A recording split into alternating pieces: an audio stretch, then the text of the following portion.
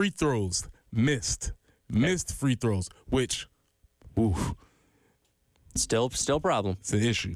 The A stands for assist. The R stands for rebounds. And the T stands for turnovers. Okay. So we have missed free throws, assist, rebounds, and turnovers.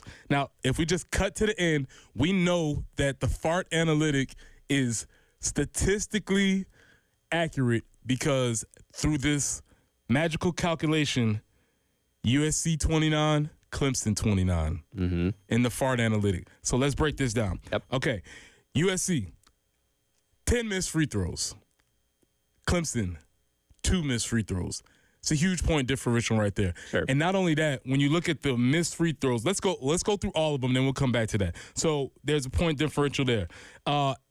Assist, 16 for South Carolina, 13 for Clemson. Rebounds, 35 for USC, 28 for Clemson. So we won that battle. And then the turnovers was 12 for South Carolina, 10 for Clemson. So when you add up the missed free throws plus turnovers, all right, you got us? Then you add up the assists and the rebounds. Both teams, after you take it through that equation, which I'll post on X so you can have it laid out for you, you can analyze any basketball game through this metric. Yep. Both teams essentially had the same number, which was 29. And so, yeah, this game was an even ball game, regardless of how you sliced it. It came down to a final shot. It came down to the last shot. But I think for me, the most important thing is the missed free throws. Philosophical question. Sure. Did Clemson force overtime, or did South Carolina let overtime happen? When you miss as many as Carolina did, you're going to look back and say, we wouldn't have been in this position if you make half of those. You make 5 more free throws in regulation, guess what? You're not going into overtime. That being said, when the lights were the brightest and Jamari Thomas needed to make free throws at the very end to make that a 2-point game, then obviously Clemson tried to go down the field, go down the court and hit the miracle 3. They made them. So it wasn't a perfect night overall, but when you needed some at the very end, they were able to do that. So Clemson was 19 for 21 overall, 90% from the free throw line. South Carolina was 71%, 24-34. 71% is aggressively average. In order to win these games in a tough conference, moving forward, they're going to have to get that number higher. It's just going to have to be. But you're right. When it came time to, not only did Jamari Thomas hit him, but before he fouled out, CMB hit 2 in overtime also. So those things were important. Not to harp, but during the final stretch of the second half, they were 1 for 4 with 2 separate chances to essentially ice the game, and they didn't happen. Now, a lot of things had to happen. Again, as I said, he had to hit a running, one leg, off the glass, time buzzer, logo 3-pointer for the force of the overtime, but they would not have even had that opportunity if they had made those free throws. Sure. So that is something that you're going to have to look at. One of the things that I think is a positive, though, is South Carolina won the rebound battle. And that was something that Lamont was pretty blunt, saying that they got beat several times early in the season, especially against the North Florida game.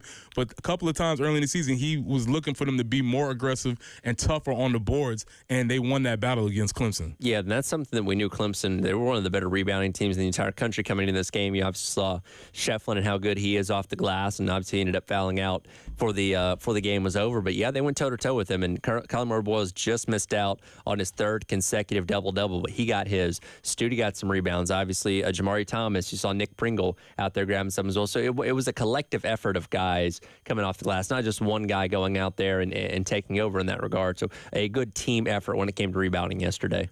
By the way, check his birth certificate. How long has Shefflin been at Clemson? Oh, my God. This guy... It's the thing you love about college sports, though, right? Sure. Because it's just a random dude that you're like, how is he? He's still there? Yeah. And to be honest, he balled last night. He did. He had a great. He's a solid player. It was really fun watching him and CMB go back and forth. playing a style of basketball that I love, sort of the post-up game and a lot of up fakes and on the blocks. I love that style of basketball. So watching those two go back and forth was really fun. But come on, man, how long has he been there? Yeah, and especially in today's world of college sports where nobody stays in one place for a really long time, it is kind of rare to see somebody hang around as long as he has. And CMB in their matchup one-on-one got the last laugh because he's the one that ended up forcing Shefflin to foul out there early in overtime, which again, that's a big factor. That is their best player, and him not being there for those last couple minutes of the game did prove to be beneficial for South Carolina. Not a basketball guy, don't understand all the rules. But I feel like, and I know this has been proposed somewhere sometime, I feel like if we go in overtime, we should get an extra foul. That'd be nice, I guess, because I feel like the game's longer, right? You're extending the game now. That does change the strategy, much like baseball. When you're talking about putting runners on and stuff like that, it changes the strategy of how you look at things because you do have to manage. Okay, got a guy in foul trouble. How do we manage this for these 5 minutes of overtime? And I'm kind of the philosophy of put them out there, and if they get fouled, they get fouled. But I want my best guys on the court when it really matters, which is what happened with Clemson there. And then CMB ended up fouling out a few minutes later. Block a charge. Ooh. A lot of controversial calls last night. I'll just say that. It was tight. I saw it happen, and I was like, I don't know. To me, honestly, it really could have went either way. Sure. Maybe if you're at home, you might get a little home cooking. Maybe if you're Michael Jordan, you might not get that call. Maybe CMB has to step his game up a little bit more to get that home cooking call. But it probably could have went either way. But yeah, we'll come back to CMB's performance a little bit later. But I do think his ability to stay on the court for as long as he did with 4 fouls was tremendous. Yeah, and we can get to this from Coach Paris a little bit later on, but the management of him was very smart as well. Because, again, you get a guy in foul trouble as early as he did, you're thinking, okay, no, how's this going to go down the stretch? But I thought they managed it really well, and obviously he did end up fouling out before the game was over, but he was out there to make plenty of an impact when he was on the court. All right, we'll come back and we'll obviously have more discussion about the basketball game because the FAR analytics don't lie, and we've been accurate on that, and the Gamecocks again win in overtime against their state rivals. We run the state. We own this team. We own that university. We can talk that talk for right now. But coming back, more money, more money, more money. The Board of Trustees was very generous to the coaching staff, and I guess to the winner goes the spoils. And so good job for them. We'll come back and we'll have discussions about the new contracts. This is the early game.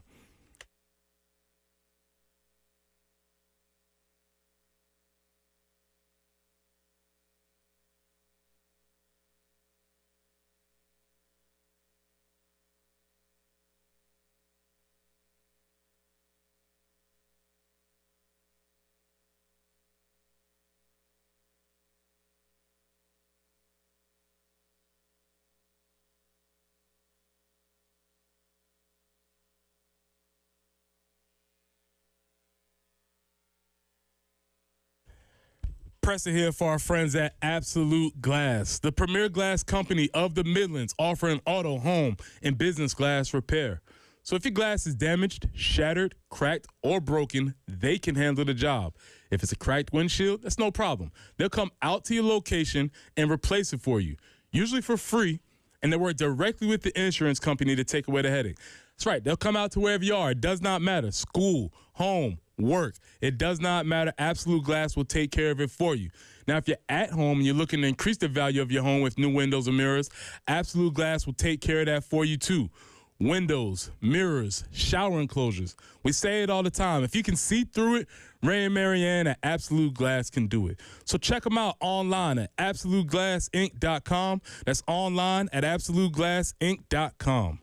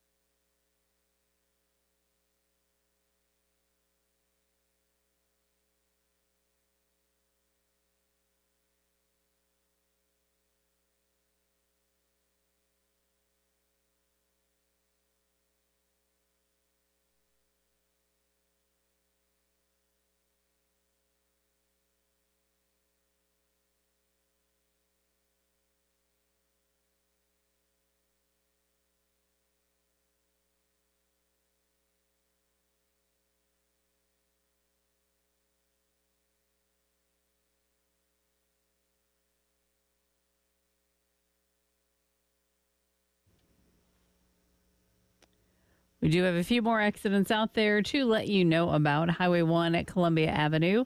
Also, I-77 southbound at Decker Boulevard. And Meadowfield Road at Wood Trail Drive in Lexington County. Really patchy, well, it's not even patchy, it's just dense. Dense fog out there, very thick. Low beam headlights will be your best option this morning. That should be clearing off later this morning. 73 will be our high, some afternoon, maybe an evening shower. And then tomorrow, 62 for the high with some clearing conditions, 60 on Friday, but 56 with heavy fog currently on 107.5 The Game.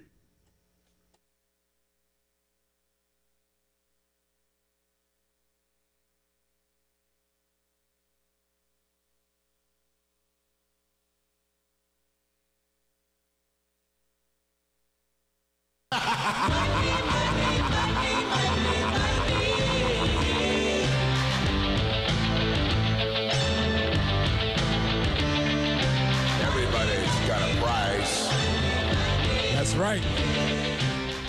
Everybody's got a price. And apparently the prices are going up for a lot of Gamecock coaches.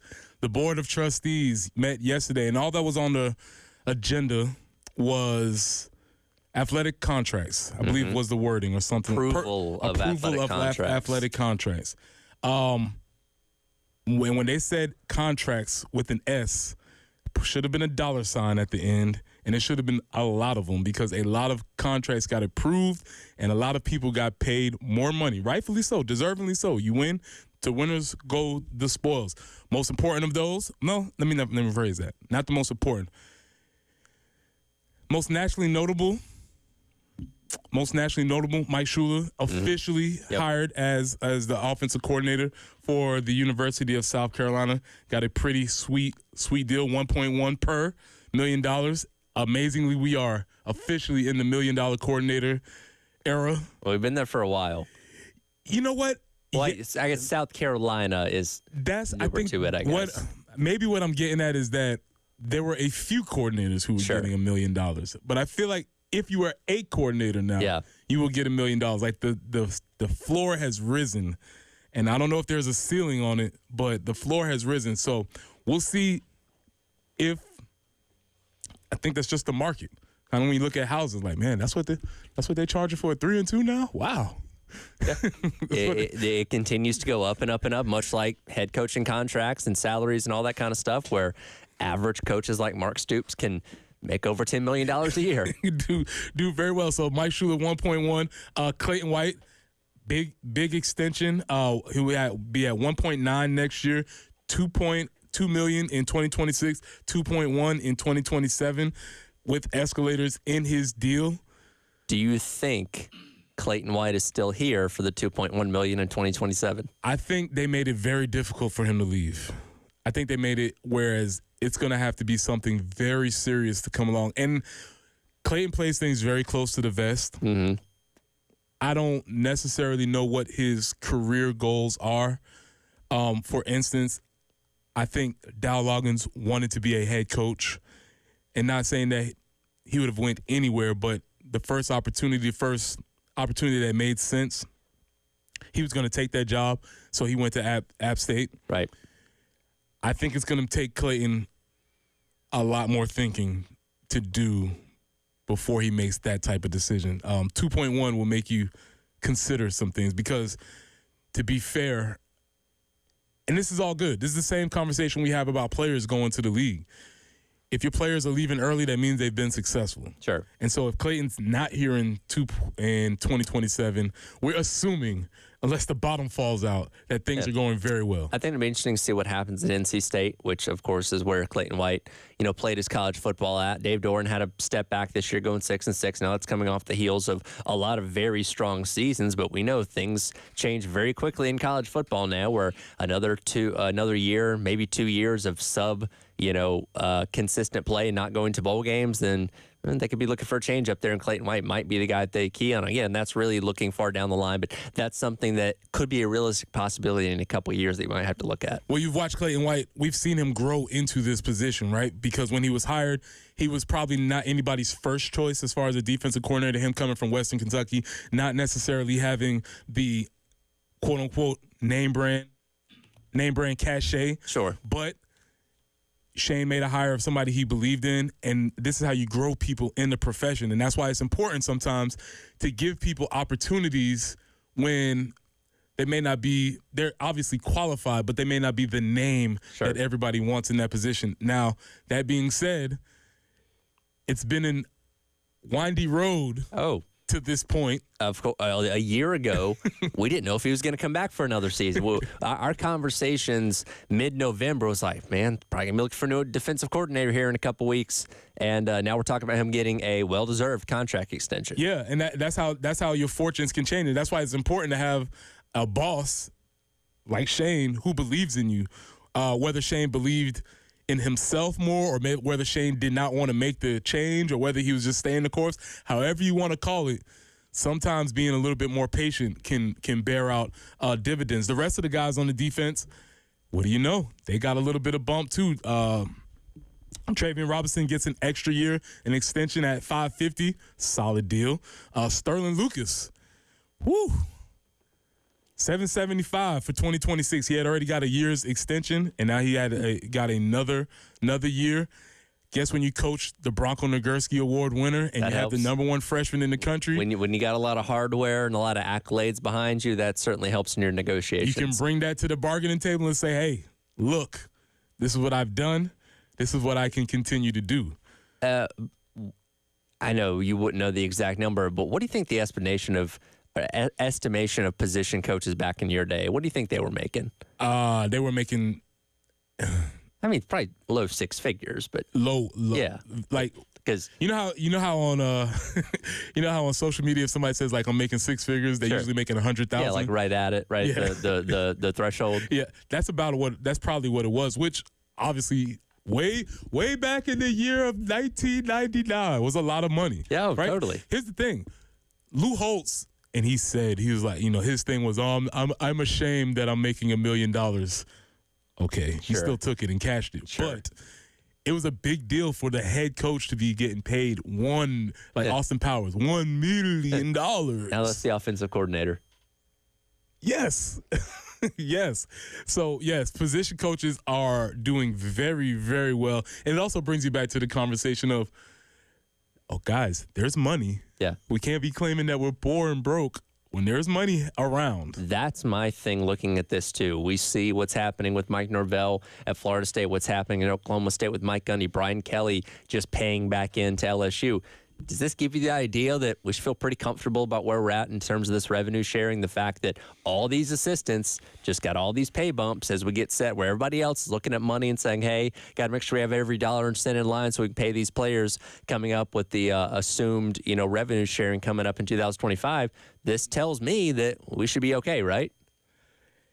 It feels like it. I haven't done the math, but in the total number of, if you're just taking the assistant coaches' salaries as far as the bumps that was concerned, and again, I get into these conversations. I'm not sure who they're competing against or how good these agents are, but these agents are really good. Yeah. I need them to negotiate my next time I try to go for a raise at whatever my place of employment is, because Sterling Lucas essentially got a great salary as a raise. Yeah.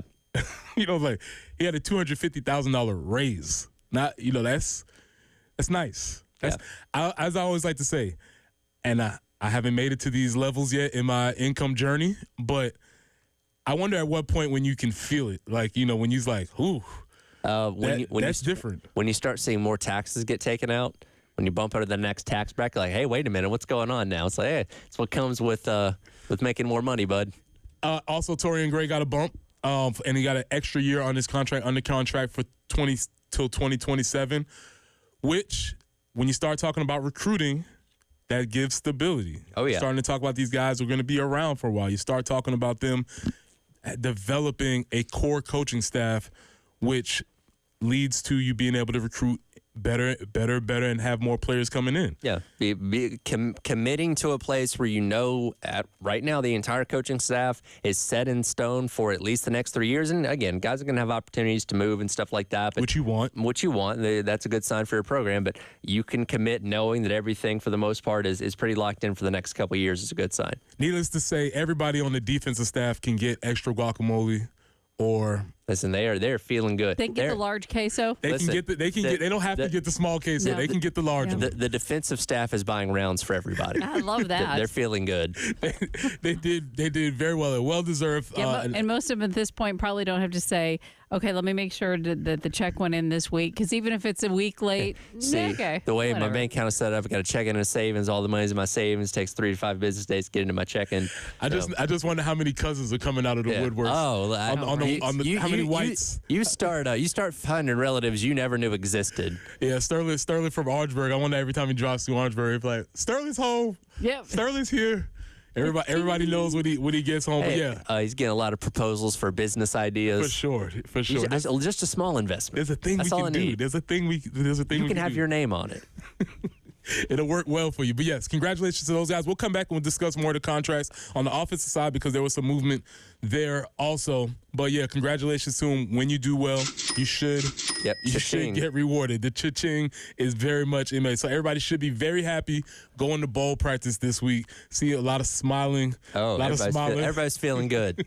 A lot of smiling faces. Or, those guys, all the coordinators, they're buying the Uncrustables this week. for Like, sure. Hey, coach, you gonna buy us some passes to Disney while we're down there? Yeah, when you go out with any of the coordinators, just leave your wallet in the car. That's right. I got you. Hey, you got it, bud. Right? Yeah, I know you got it. I know you got it. But this is the early game. When we come back, food bowls. We have a question. I was gonna do start bench cut. I was gonna look around and see what we want to do, but the Pop-Tart Bowl is ascending, I think, in the football conversation, and we want to have a conversation about that. This is the early game.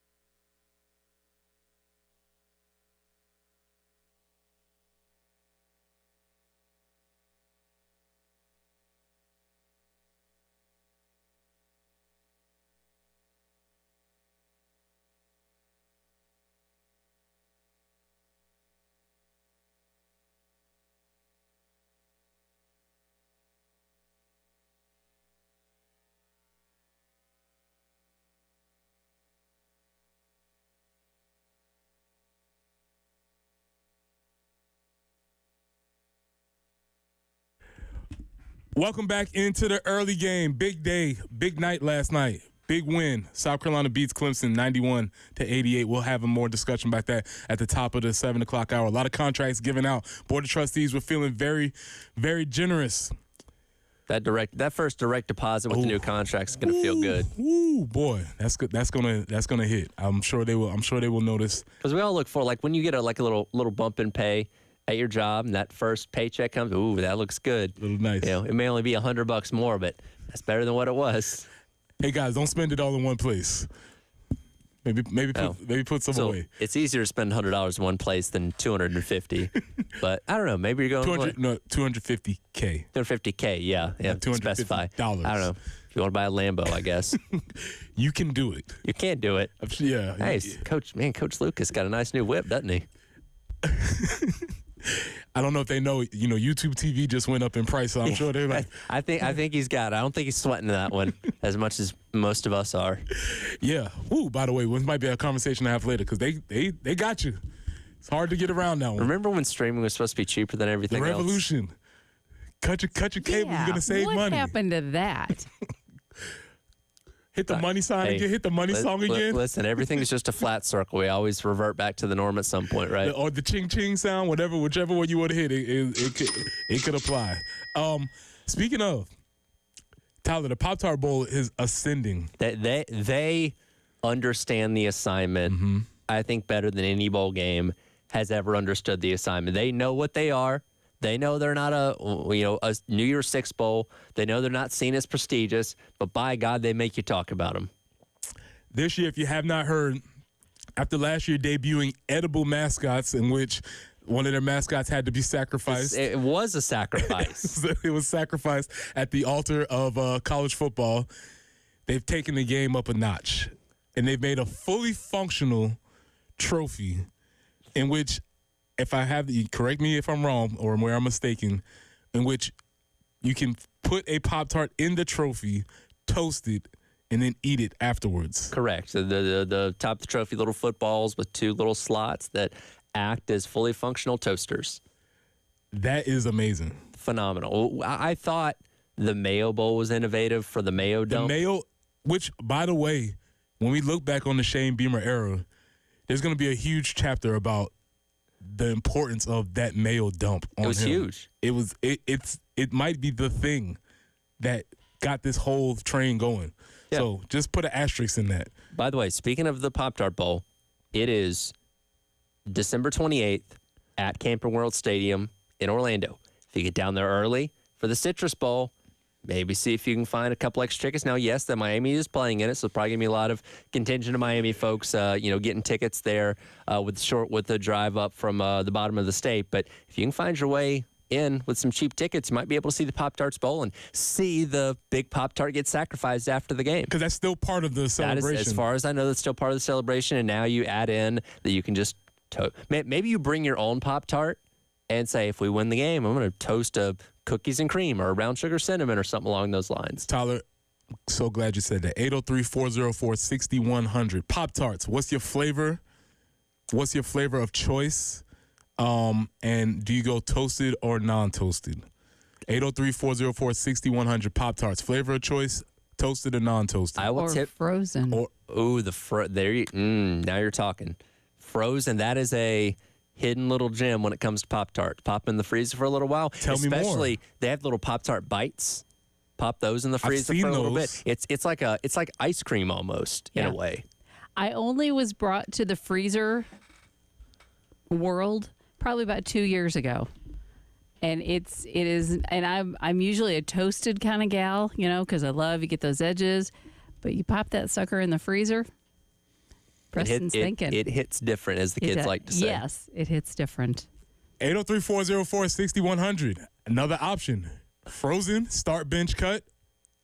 toaster, normal, frozen? I don't know. Tyler, what do you do? I typically lean towards the fruit-flavored ones, strawberry, blueberry, those kind of things. I enjoy, like, the sweet ones, like the chocolates and things like that. Not quite as much. So I'll go with, like, a strawberry. It's got to be frosted. Don't give me an unfrosted Pop-Tart. That's just inhumane, in my opinion. I don't go frozen a lot. That is a nice little treat every now and then. And I typically don't toast them. Don't toast them. Straight out the straight. Because typically I'm bringing them here with me to eat during breaks, so I don't have that option. Well, I was gonna say, was that a from a convenience standpoint, or was that something that? Yeah, more convenience, I feel like. Okay, all right. Yeah, I like how you put that. Usually the fruit ones, usually strawberry. That's my default. Frosted, I agree with you. And again, if I have the ability to toast, I will. But a lot of times, if Pop-Tarts are my option, it's probably not a toaster around. Because again, you're bringing them with you. That's usually how it's going. On the go, that kind of thing. I'm not eating Pop-Tarts sitting at home a lot of the time. Me either. Jen? Frosted strawberry, yeah, that's kind of the go-to right there. I had a roommate in college who loved the brown sugar cinnamon ones. Those she are could good. Eat those, like, wow. But love them toasted. If I'm going to go with a non-fruit one, it's probably going to be brown sugar cinnamon. Okay. 803-404-6100. Send in your Pop-Tart flavors, your method of cooking. Nick, I see you out there. We'll get to you in a second. Coming up in the 7 o'clock. Listen, man, we beat Clemson again. So, of course, we're going to have to talk about it. We'll talk about CMB's performance, and we'll talk about contracts. A lot of people are getting a lot of money, which is good for them. This is the early game.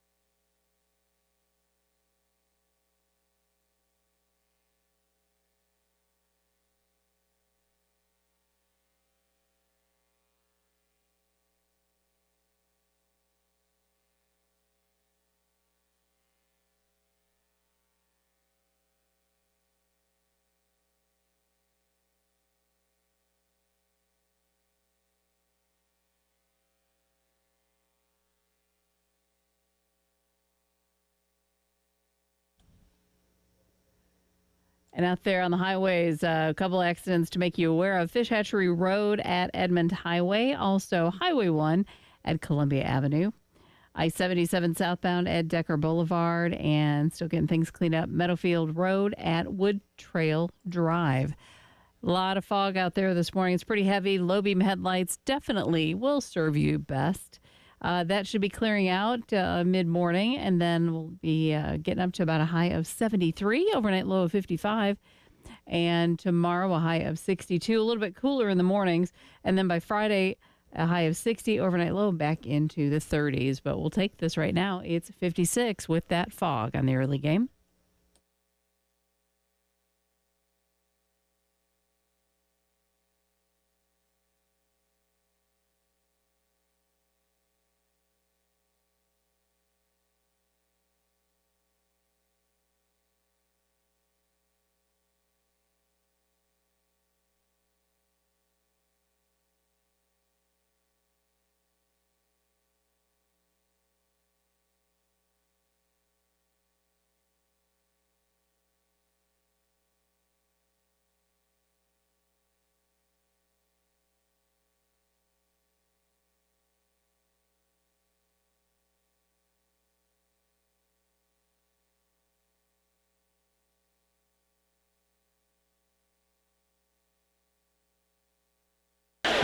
.4 seconds left. Wiggins throws it to midcourt. It is caught by Hunter. He'll shoot another three. It's an air ball, and you can put Spurs on this one. In overtime, South Carolina holds on to knock off number 25 Clemson, 91-88. Another thriller between Lamont Paris and Brad Brownell squads. 3 years in a row. You could not ask for more entertaining basketball. As I've stated before, I stated early in the game, I'm not sure if you'll see a better game this year. A more entertaining game, I should say. Sure. I don't know if all the fundamentals were there, and obviously there were some missed free throws and some things that happened throughout the game. But as far as entertainment value, it was a tremendous game. 91-88, South Carolina beats Clemson. Number 25 Clemson to get their first quad one win of the year. Awesome performance by everybody involved. Also, great performance by the crowd. Oh, crowd was electric the entire night. The environment was very good. We had conversations about, when you have this game and students not being on campus, people showed up. Yeah, and that's something that once you got in the game, you didn't really even think about. Nice hot crowd. Obviously, the student section was there.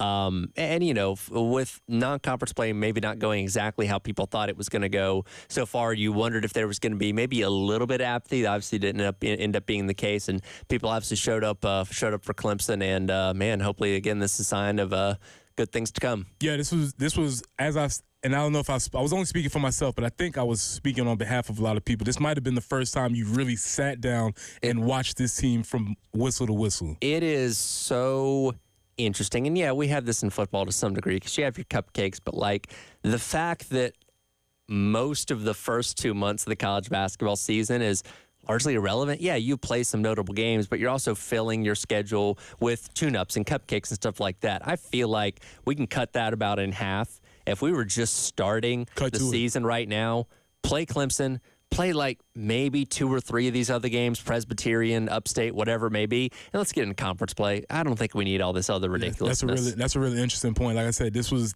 and as I was watching the game, despite what you might have thought about the team previously or if you hadn't been engaged with them, as soon as you watch this game, figuring out that Clemson's number 25, noted to be a good team, just beat Kentucky. Yep.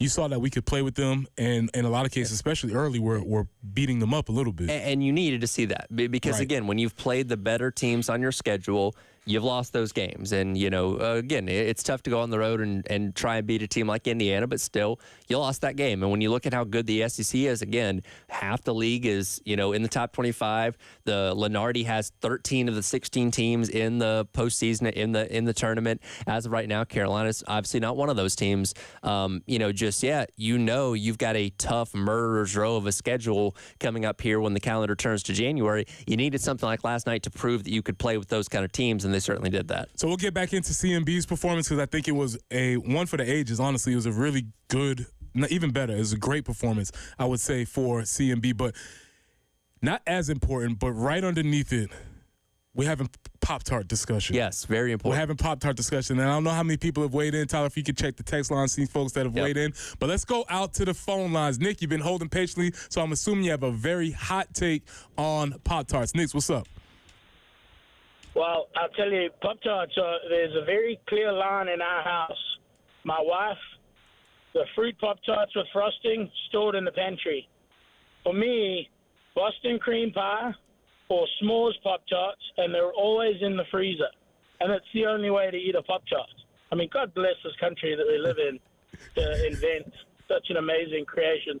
But frozen Pop-Tarts, 1,000% the way to go. Nick, thank you for your contribution. This is a world I was not aware of. You know what? He makes a good point. If you want to show people how great this country is, just take them down the Pop-Tart aisle. Be like, look what we have here. Look at all these great options. Look at all this we are abundance. putting You should be Boston. saluting that. We're putting Boston cream pie inside of a toaster pastry. That's phenomenal. We're doing tremendous things. We're doing magic. Is what we're doing. We do great things. Coming back to the game, we'll get to the Pop-Tarts, and I know folks are chiming in with their Pop-Tart takes. CMB had an amazing performance, and when we looked at what CMB did, Colin Murray Boyles, the game that he had, he did a lot of it. He did a lot of it in foul trouble. Here's Lamont. I believe it's number 14.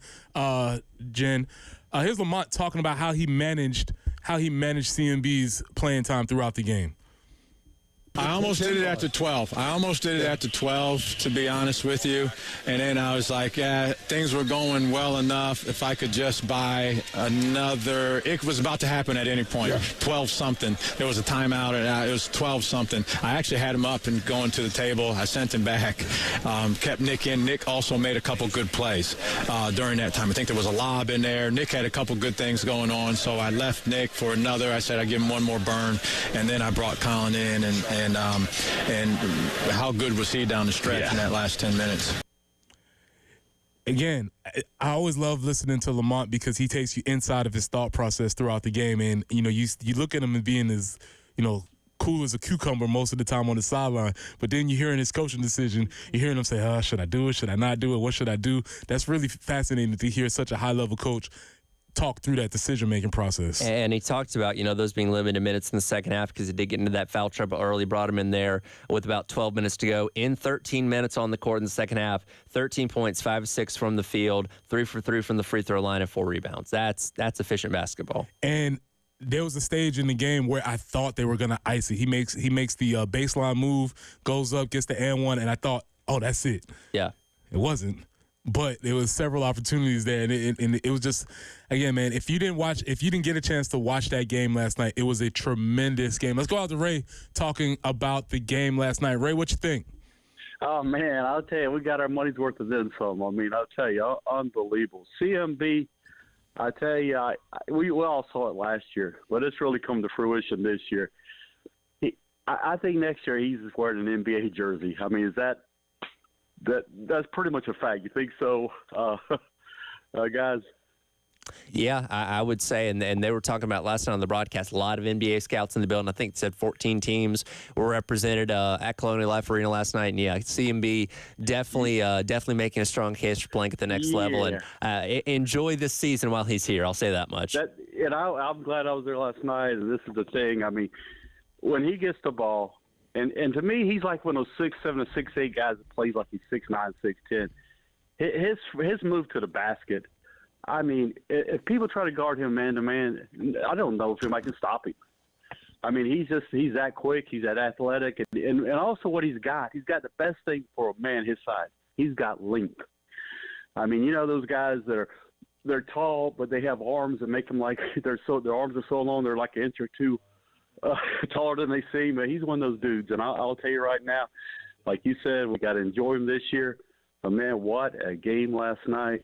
And, I'll tell you, two guys that in the last couple of weeks, we all were saying, these guys, if we want to even have a shot at a chance of making an NCAA run, there's a couple of guys that have got to completely step it up.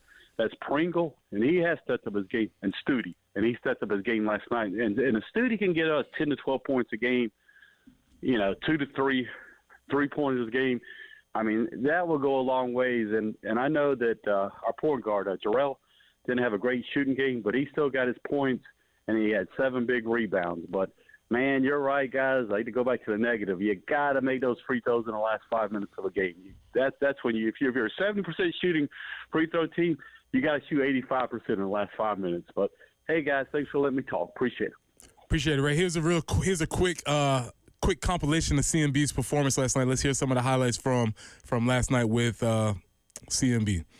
He's got it again on the right block against Shefflin. Backs in, beats him to the spot, gets fouled, shot goes, and one. Timeout at our next dead ball, but right now Carolina's going to try and keep going to the well. The well is called Colin Murray Boyles. They'll double team him, backdoor feed, Snooty reverse layup. Leading it by 3 with the basketball. 2.5 minutes remaining.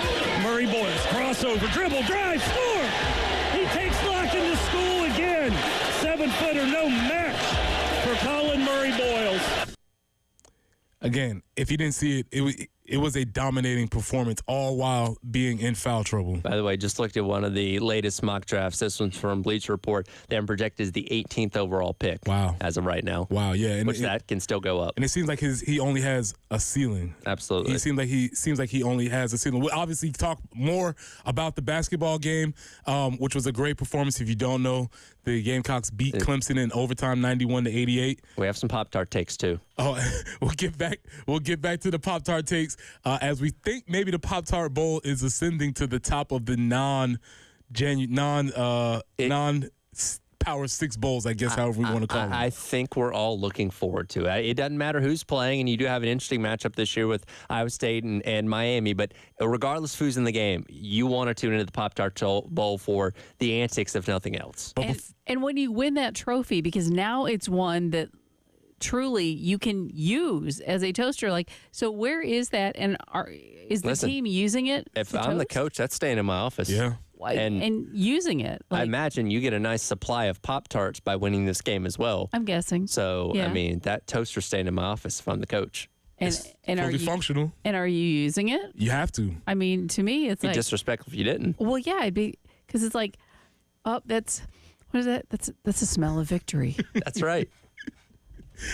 It's one of those things that you get and you use for a little while and you're like, oh, yeah, I forgot I had this thing over here. You just have to forget about the sacrifice that you saw after the game and put that out of your mind. So we'll come back. We'll have more Pop-Tart. And yesterday, the Board of Trustees feeling very generous. Contracts were handed out. When we just come back, we'll discuss the official hiring of Mike Shula. This is the early game.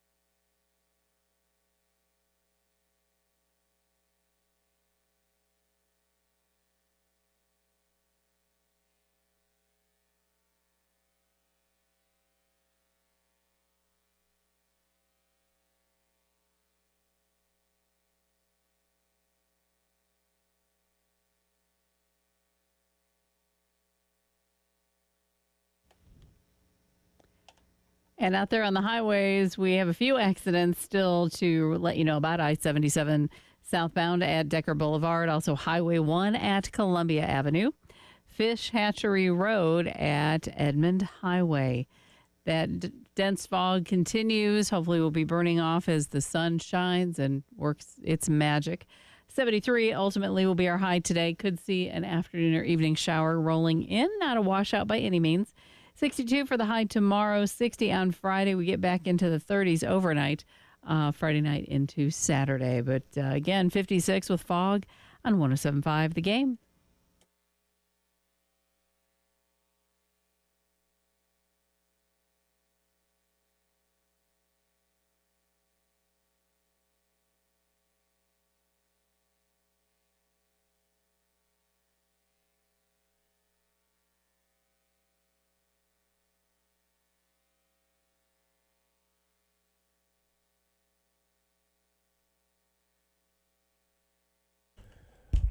Welcome back into the early game. Preston Thorne, Tyler Head, Jen Jensen. We're talking today about the big victory last night with Clemson beating, South Carolina. Clemson don't make that mistake. Clemson has not beat us. We're 4-0-2. 4-0-2 so far in the Palmetto Series. Palmetto Series right now. Coach Maneri, your crew's up next. Paul, you're up next. Coach Chastain, hold it down. Yep. We got moving forward into the spring. But it was a great game last night. And Joe wants to talk about the game. Joe, what's up, man? What you thought about the game last night? Hey, good morning, Tyler. Good morning, Preston. Good morning, Jen. Yeah, man, it's always good to beat the upstate team. I don't care what sport. Yes, sir. I tell you what, man. Kyler Murray, he had a great game. Kyler Murray, CMB, he had a great game. It is hard to guard a lefty, man. I don't know if you guys ever guarded a left-handed guard or down low, man, but they're very hard to guard. And the thing about him, he's very smart. Anytime that you would see the double team come, he would find an open man, and then it would break down the defense. And that's where Studi came in. I mean, he made some key shots last night, man. I was very impressed with Studi last night, but I was also impressed with Pringle. The energy that he brings, man. He brings a different kind of energy. We haven't had a big man like that other than Colin. I haven't seen that. And so the energy that Pringle brings, I think is going to be very big for us later on in the season. I mean, he just brings something to it that I haven't seen in a while. But great game last night. Like I said, it's always good to beat the upstate team, man. Go Gamecocks. I'm very excited for the coaches who got the raises. It's just fun to be a Gamecock right now, man. So great listening to the show, fellas, and have a good day. Appreciate that, Joe. Yeah, it was a great game. And with them being able to play inside out like that and Miles Studi hitting those shots, that is promising for the future. And I think it's really important to point out last night, Studi was coming in after not scoring at all in the last two games, something he had not done since he was a bench player at Vanderbilt his freshman year. So there was every reason to think that he might be a little off his game, went out last night and just very efficient from all over the court, obviously making those important three-pointers throughout the game. So good to see him kind of get back on track last night. Was a big factor in helping them win that game. Hit it, Jen.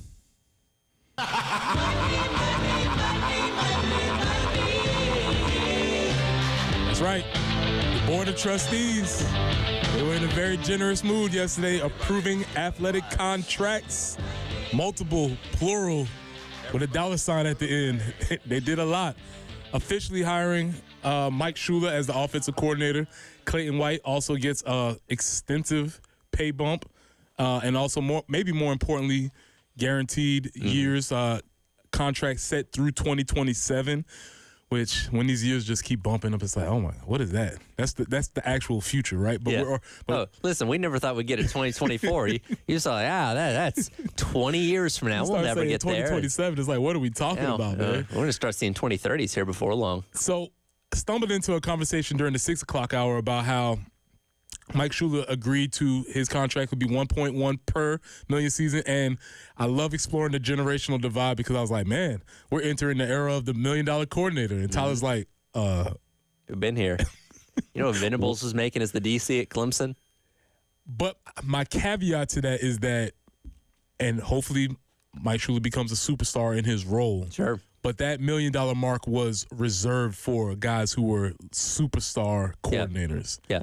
And now it seems like it's the going rate for a coordinator, period. Yeah. And again, Mike Shula has never been an offensive coordinator at the college level. Dad Loggins has never been the offensive coordinator at the college level. Obviously, both those guys come in with NFL experience, but for the most part, that is, like you said, kind of the baseline when it comes to Power 4 coordinator jobs at most schools. Yeah, can be somewhere around $1 million, because I think this is the exact amount that Loggins got when he came in 2 years ago. And so this is a little bit of a different hire than we explored with Clayton White. Clayton White was a guy who was maybe a quote-unquote developmental guy, came up from the lower level, had to grow into the position. I think the expectations for Mike Shula are different. Yeah. He's a veteran. He's seasoned. He's coached for a long time. He's coached talented players. He's coached at every level. He's been a head coach. And so I think the expectations are for him to hit the ground running. Sure. And with that being said, we've kind of discussed his connection to Cam, the 2015 Panthers, great offense, obviously a unique talent.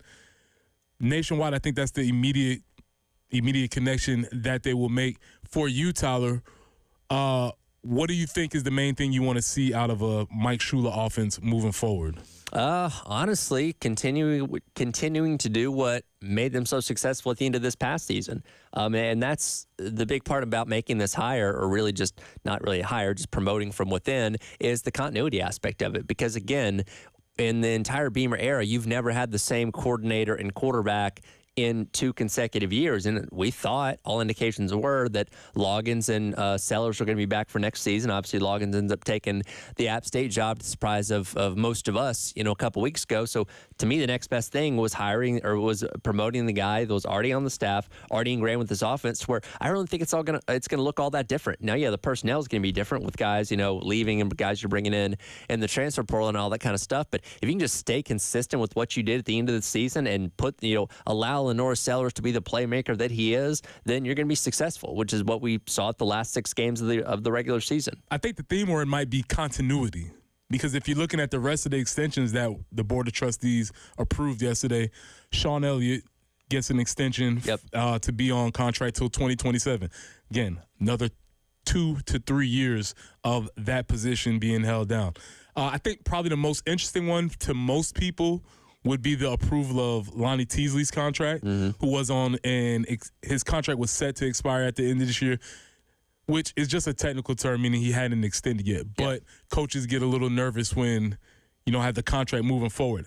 With that being said, he did get a 2-year deal, which again puts him on the 2027 trajectory. Lonnie Teasley has, I think people would say, I would say, let me not put it on people. That's an easy way to say. Many people are saying, no, Preston's saying there were struggles at the beginning of the year. There have been struggles last year. I think there was market improvement throughout this year, and what Lonnie has going for him is that he's been able to recruit. Maybe actually he's been recruiting.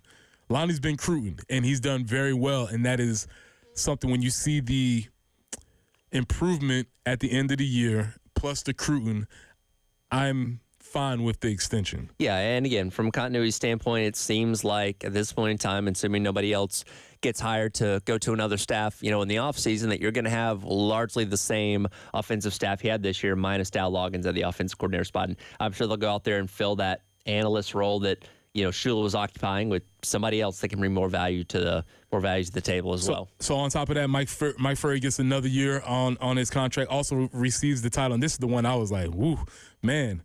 Talk about a raise. If they would say, hey, Preston, we're going to give you a merit raise. You're going to get $1.25 per hour. It's like, yes. Okay. Score. Give me a Pop-Tart. Yes. Just one, not the box. Let me do my math here. Yeah, that paycheck's going to be like $30 extra. I believe Mike Furry just got a $225,000 raise. Well, when you look at the development of the wide receiver room, which again, it didn't end up being as good as we thought, but you saw guys like Nick Harbor come on a little bit more as the season went on. And the haul they brought in with this signing class a couple weeks ago, I think that was probably the biggest key there is, the future of this wide receiver room. And look, Mike Furry has proven himself as a player and as a coach. And guys want to come play for him. And you hear the good rapport he has with his players and how much he's helped them up to this point, and that goes a long way. And again, you want to have a guy like that around for as long as you can, and that's what they did by giving him the significant pay bump.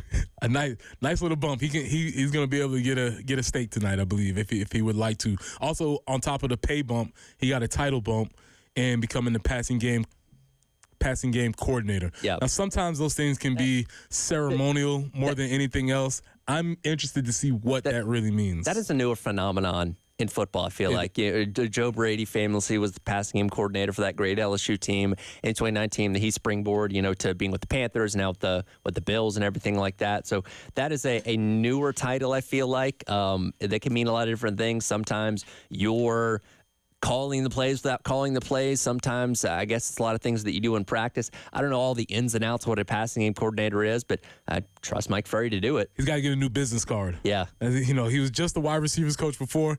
Now he has to add on to the passing game coordinator. And on top of that, Markel Blackwell is back for another year, which is through 2026. So as of now, the whole offensive staff is locked down until 2026. Yep. In the recruiting wars, that means something with the trajectory going forward, right? Yeah. Oh, no, it absolutely is. And when you can say, hey, I know I'm going to be here, I'm going to be here, come play for me, that goes a long way. And we talked about, things with like a Bill Belichick taking over the North Carolina job where there's skepticism on, hey, is this guy even going to be here in a couple of years? The NFL comes calling again. You can use that against people in recruiting. So being able to say your entire staff, and again, Beamer's job is certainly safe as well. Nobody's going anywhere is certainly good. Also, that indicates Beamer's satisfaction with the staff. Sure, absolutely. Because they don't make these suggestions, they don't get these contract suggestions without him making the first moves. And look at it last year. He was not pleased with how the running back situation was going, moved on from Montero Hardesty. Now, the wide receiver coach situation was a little different, but you ended up making some changes there, and Justin Stepp's obviously at Illinois now. Funny enough, who you'll see here in a couple weeks, but you felt like you made a good hire with Mike Furry, and you feel confident in what you're doing with him, which is why he got his extension and raise. So we talked about offense. The offense is in place. We talked about what Mike Schuler's offense. I want to spin the conversation when we come back towards Dave Clawson. Okay. Seems like an odd transition. Sure. Dave Clawson is leaving Wake Forest, and I want to know if there's an ode to the slow mesh. Okay. The slow mesh. Are we going to get football hands? We might get some football hands next segment. We want to talk about the slow mesh, but also more importantly, I want to talk about offensive styles. Okay. Offensive styles. And let's go through the CFP and let's see if there's anybody who actually runs a cool offense. All right. Or does everybody just run the same offense? So when we come back, we'll have some discussion about offensive football, the CFP, and one of the last of a dying breed, the slow mesh. This is the early game.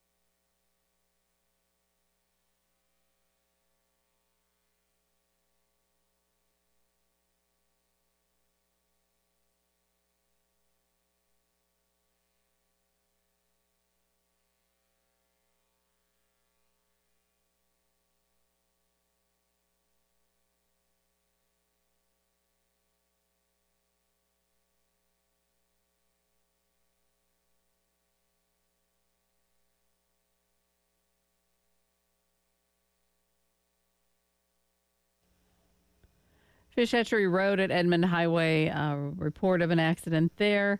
And Highway 321 between Highway 6 and Mack Street, also a report of an accident. We're looking for a high today once the fog burns off, a high of 73, maybe an afternoon or evening shower is possible. 62 tomorrow, a little bit cooler in the overnight hours. And Friday it'll be 60, overnight lows back into the mid-30s. So right now, 56, low beam headlights, please, on the early game.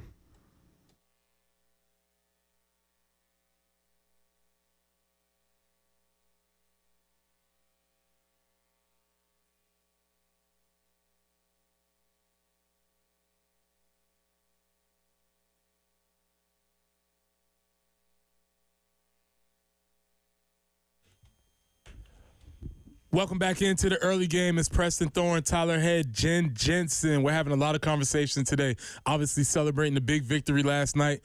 Gamecocks over Clemson. Talking a little bit of contracts, talking some offensive football. We'll get to the slow mesh in a second. But before we do that, we're going to go with caller number 3. Caller number 3, we got a pair of tickets for this weekend, for Thursday's women's basketball game against Charleston Southern. So at 12 p.m. So it's during the day. Yeah, so it's that'll be a midday tip-off. Midday tip-off. Get to the game. Caller number 3 for women's basketball on Thursday at 12 p.m. Call in before we talk about the slow mesh, Tyler. Dave Clawson resigned from his position at Wake Forest. Mm-hmm. He's been there for a while. He's had some successful years. The most successful years was when, obviously, he had an NFL quarterback. Yep, that helped. In Sam Hartman. But he ran a very unique style of offense, coined as the slow mesh.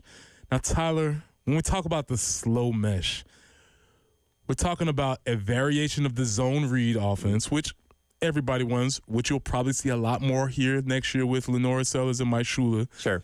But they ran a unique style where the quarterback would hold the ball in the running back's pocket, in the pocket that he was setting. And they would just sort of walk very slowly towards the line, and everybody would be sort of standing still, trying to figure out what's happening. And then at the last second, he would either pull it or he would go. And so this was a unique offense because nobody else was running it. It was a frustrating offense because it almost felt like you were cheating. Sure. A little bit like, all right, run the play. Why are you waiting to see? But it was just a spin. And sometimes offensive teams who are not as talented have to find, gimmick might be strong, an angle, or find a way for them to be successful. Yeah, you have to do something outside the box because your talent level, and again, they're playing in the ACC against the Clemsons and the Florida States that have a lot of high caliber talent that they just don't quite stack up against. So doing something different, I always, liken to what Paul Johnson used to do at Georgia Tech, where, hey, they didn't have 4- and 5-star talent, out the what like everybody else. They were in a completely different style of offense that leveled the playing field like the service academies do by running the triple option. So same thing with the slow mesh, where you're doing something that's unique and different. That when you have an offense that other teams have to prepare for weeks in advance, say, "Oh, I've got to play Wake Forest in 3 weeks. Let's go ahead and get a segment of practice on Wednesday, focusing on the slow mesh, so we're ready for it when it comes." That's when you're doing something innovative and outside the box. And that's what I miss, Tyler. We coming into the CFP, we're gonna have a bunch of 12 teams who are very good, very talented, won a bunch of games. Yep. I'm not sure if there's going to be much variation in the offensive football that we'll see in these games. I would say the closest thing is probably Tennessee. Tennessee does something cool. Type of offense where they spread you out. They're very up-tempo. It's a little different that you do have to prepare for. But, yeah, I mean, most traditional offenses in college football now are just a modified West Coast, and yeah, you'll have the variation of some quarterbacks more mobile than others, but for the most part, it's almost kind of like college football becoming like the NFL in a lot of ways, where it used to be, hey, on Sundays, it's pretty much the same thing with every single team, every single week, and college football was the different and dynamic thing across the board. Now, college football is very much getting back to we're just kind of all doing the same thing in our own unique little way, much like the NFL. So when you look at these teams that are playing, I'm just looking. Arizona State, Boise State are going to probably be the two most running back heavy teams. Yep. So you can see some uniqueness out of. I mean, it's kind of cool to see Ashton Genty stand back there like a statue. Sure. In The his Michael stance. Myers. Yeah, you see the Michael Myers stance. That's cool.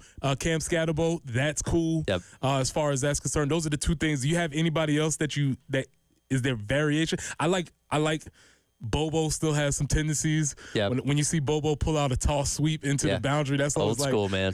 It's like, okay, Listen, that's cool. There's nothing that gets people more excited in Athens than an old school toss sweep. Let me tell you that much. Bobo still pull out a toss sweep every now and then. That's fun to watch. And what's going to be interesting, actually, when you talk about Georgia, because it's looking like Gunnar Stockton is going to be the quarterback, is his ability to use his feet, which is something that Carson Beck did not have. So do you run more of an option type of thing with the quarterback that's now mobile? And that's something that you've had in your back pocket this entire year because you haven't had to play Gunnar Stockton. But now that you do, Notre Dame or Indiana, whoever's going to end up playing Georgia, are they going to get to see a completely different type of offense than what they'd seen on tape this entire season? That's a really interesting concept. Also, I think the concept of players being injured throughout this playoffs, I wonder what that's gonna, how that's gonna shake it, how that's gonna change teams' strategy. So Cam Scatterbo, Boise State, those are different. Tennessee is sort of unique, but I think the disappointing thing to me is when I see, and I guess Urban Meyer was the person who really started this. You see Ohio State, and when I see Ohio State, I want to see them dotting the I, or I want to see them running the ball. I want to see them run Michigan's offense, basically. Sure. But they don't. They run the same offense that everybody else runs, relying on speed everywhere. And it's cool, but it's kind of boring. Yeah, it is. And look, they have exciting players. That trio of receivers that they have is probably one of the best, if not the best, in the entire country. But yeah, there's nothing unique about what Ohio State does anymore. That's for sure. Yeah, and then, so I'm just going, and that's what I was saying. I was just going through and looking at these different games because I think initially, when you started thinking about the college football playoffs, one of the cool things that we all loved maybe about college football was how each Saturday was different. Each stadium was different. Yep. Each team was different. Playing styles were different. And as we see the professionalization or everybody trying to be more efficient in college football, you're sort of seeing some of that uniqueness drop away from the players. Now, when you play college football 25, do you run a unique offense? I run, so the playbook is Florida State's offense, but again, it's still just kind of traditional, West Coast up-tempo type offense. I will tell you, my offensive strategy is very much slow and methodical. Ooh. I don't go for explosive plays. I'm nickel and dime. My goal on every drive is to go like 14 plays, 7.5, 8 minutes, and score points. I want to eat up as much time as I can. So you're the direct opposite of how modern football is played. I'm the direct opposite of how modern football. I keep everything short, do a lot of crossers, do a lot of... So when you go to your coaching meetings, you're like, guys, we did it. We had less than 5 explosive plays. Exactly. We won the time of possession battle. Exactly. And then I play cover 2 on defense to prevent explosive plays from happening. I like it to be a slow-burning slugfest. That's the type of football I like to play. And that's what I want to see. I just want to see different styles of football. So, Dave Clawson, you're gone.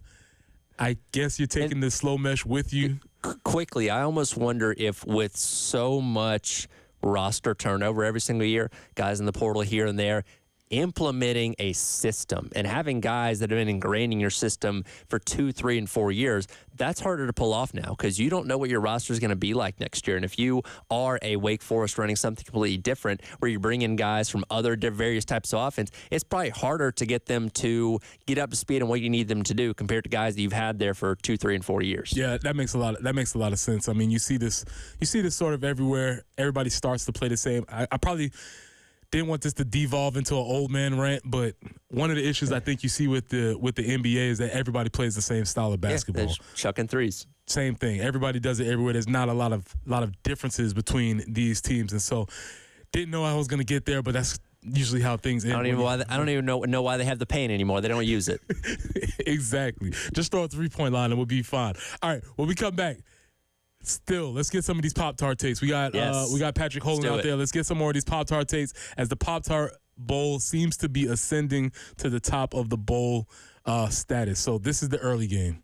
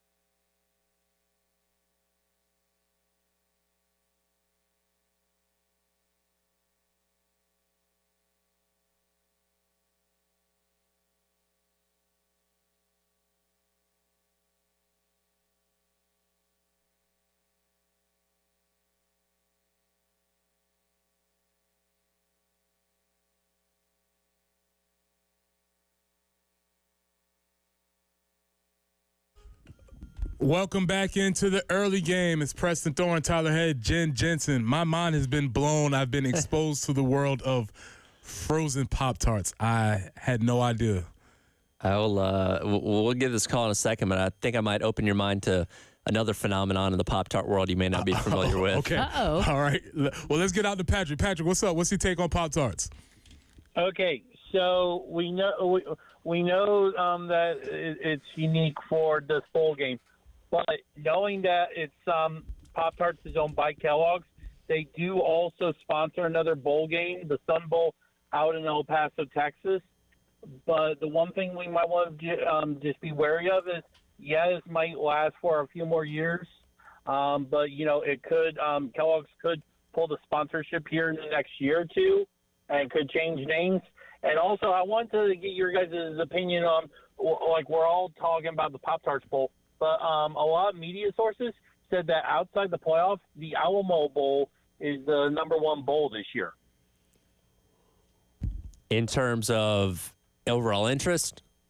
Yeah, and what they think is going to be the best bowl game. Gotcha. Well, I mean, you do have the Heisman Trophy winner playing in the Alamo Bowl for the second time, by the way, after RG3 played back there with Baylor. So I can understand that to a degree. I think from an antic Appreciate standpoint, the call, Patrick. I think from an antic standpoint, the Pop-Tart Bowl becomes the most entertaining outside the playoff, though. Right. Outside of the playoff, and we can have this conversation if you wanted to talk like pure football. Sure, from like a game standpoint. From a game perspective, we're probably right there, right? Iowa State and Miami, I think, is going to be a very good game as long as both teams don't decide to opt out, which we'll certainly have to see. But if both teams bring their best football, it's a good matchup. We're going to have a good game. It's which a solid again, matchup. if you're going down to Orlando early for the Citrus Bowl, you might be able to slide in. Here's the thing about that game: it's going to be a want-to game. Exactly. Iowa State wants to be there. Yeah. I'm not convinced how much Miami wants to be there. Well, here's the thing. Iowa State was also in a position to make the playoff themselves. Two teams that could taste it and ended up falling short. Right. So what's the level of care is the question. Yeah, that is an important thing. And yes, on the Kellogg's thing, something fishy going on with that El Paso Bowl because it's the Tony the Tiger Bowl. Tony the Tiger Sun Bowl. But not the Frosted Flakes Bowl, which is, I think this is... Yeah, which just curious. Shout out to Kellogg's. They are spreading far and wide. They are obviously the Pop-Tarts Bowl, Tony the Tiger Sun Bowl. Cheez-Its is a Kellogg's product as well. So they're getting their fill of bowl games. That's for sure. They're working around. So let's see. By the way, Empty Card Bowl is Prince Chedward going to be at the Citrus Bowl? Do we know that? I think he's been there before, right? The fact that you know that is a little scary. You don't know who Prince Chedward is? I don't. I'm assuming related to... It's like the Cheez-It mascot. I didn't know that, Prince Chedward. I hope so. Well, I mean, he should be. Yeah, I mean, he has to be. It's a big day for him. Exactly. Like, it's his bowl game. I mean, I will say, I hope at least during that game we get plenty of Cheez-Its commercials because they tend to... Oh, well, they're a big college football sponsor. My wife and I quote the "I'm feeling the cheesiest" coach. I woke up feeling the cheesiest constantly. Yeah, because it's so ridiculous and funny. It's great. It's one of my favorite commercials. It kind of doesn't get old. But you said you were gonna open my mind. So what are some alternative realms in the Pop-Tart world? Which by the way, I will say, Craig on the live stream says people don't eat Pop-Tarts. Don't be that that's guy. The health aspect of it. We're having Craig, fun here. You're probably right, but yeah. Let's see. Katie on the text line, nameless texter, and one other one here. Anthony, and I'm sure multiple people as well. This is one as I'm looking at right now, talking about butter on a Pop-Tart. Are you familiar with this? No. I have heard of that. This but I've is never a thing. done But I get it. I've not tried this myself, but a lot of made people anything worse. A lot of people swear by, and this one, brown sugar toasted with butter spread on the top from Anthony. I could see that. I need to try this because again, I'm not typically toasting my Pop-Tarts to where I can have hot butter on them, but maybe this weekend, maybe I try a buttered brown sugar cinnamon Pop-Tart because it sounds good. There's actually, I don't know if you're a fan of Family Guy, there's an episode where Peter and Quagmire actually sing a song about butter on a Pop-Tart, which is where I became aware this was a thing. Oh my gosh! Nope, I have not seen that I episode. have to write that down. This is new. Butter on a Pop-Tart. Tyler bringing all the hot takes today. We appreciate your contributions, sir. We got Prince Chedward and butter on a hot tart in one segment. Listen, He's on fire. I know my food, man. So in I'm other always words, down for food.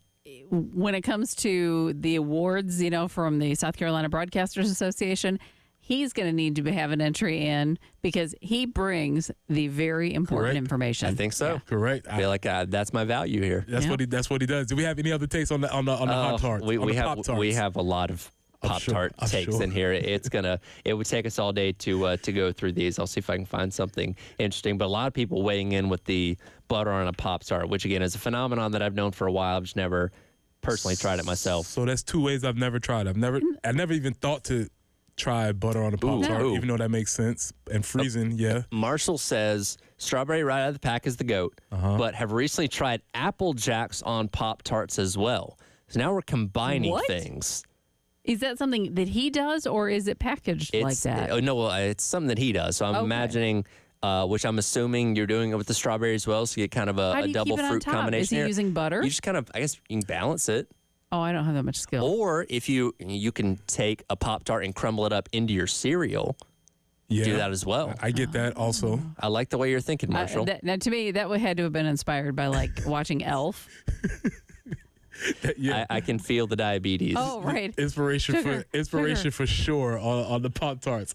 All right, when we come back, obviously we're going to keep hammering home on this victory from last night. It was a great game. We'll have a little more conversation like that. And since Tyler's here and the Falcons are in the news, we're going to get our number one Falcons correspondent to talk about it. This is the early game.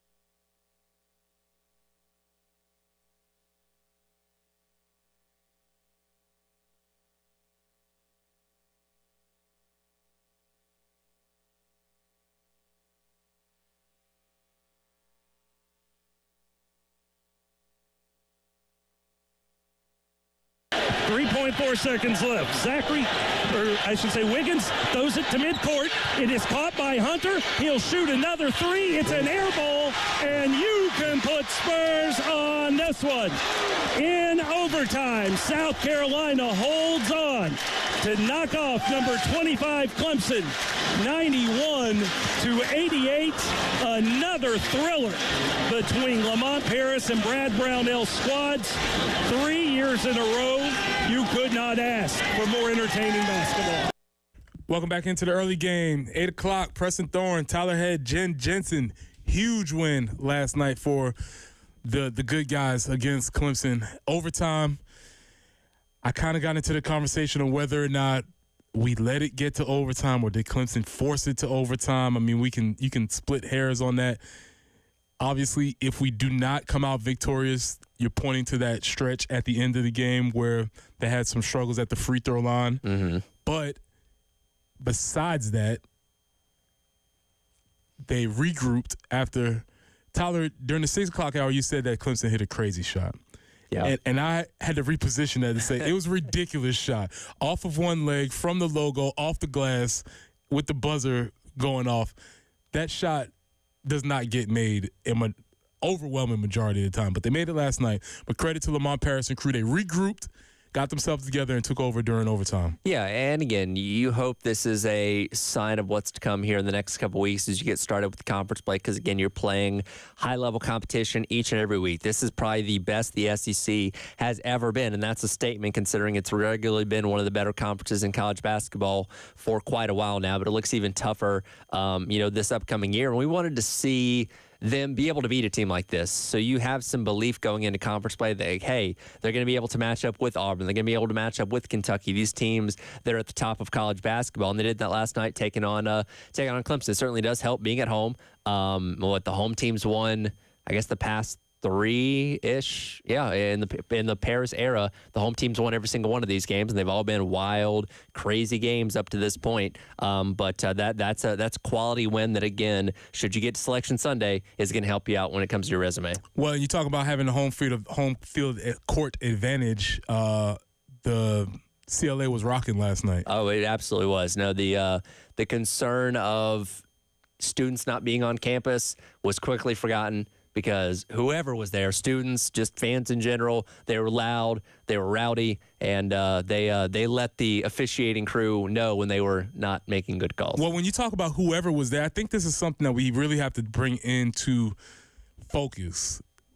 During the game, it can't be lost on it that the greatest or the game's top women's basketball coach is at the game, celebrating. Swag surfing, enjoying the game. The Citrus Bowl going 9-3, Coach of the Year. He's at the game. Yep. He's enjoying it. The women's basketball team is at the game. And when you talk about an athletics department having a culture of support and a culture of togetherness, I think that is a very clear indication of that. Yeah, there's a lot of crossover and support between all the teams, and I love seeing each and every game behind the bench. You see like BJ Mack and guys like that. BJ Mack was there. They're still hanging out even though their time at Carolina is coming to an end. When they put it on BJ Mack, he was focused. He's locked in, man. He's locked in. And again, the women's team was there. They're locked in. They're going with the highs and lows as the game's happening. So just a good culture and environment over there at the CLA, which again I know people will knock as not being quite as intimate of an environment as the previous place they played basketball in. But man, when that place is rocking, it's rocking. You saw that last night against Clemson. Yeah, and just to hammer that point home again, the first person when Lamont's walking off the court, Shane Beamer is giving him a huge hug. Obviously excited and happy for him, and don't take that for granted because we could just look at what the Kentucky situation was maybe last year or a couple years ago with Stoops and Calipari. Yeah.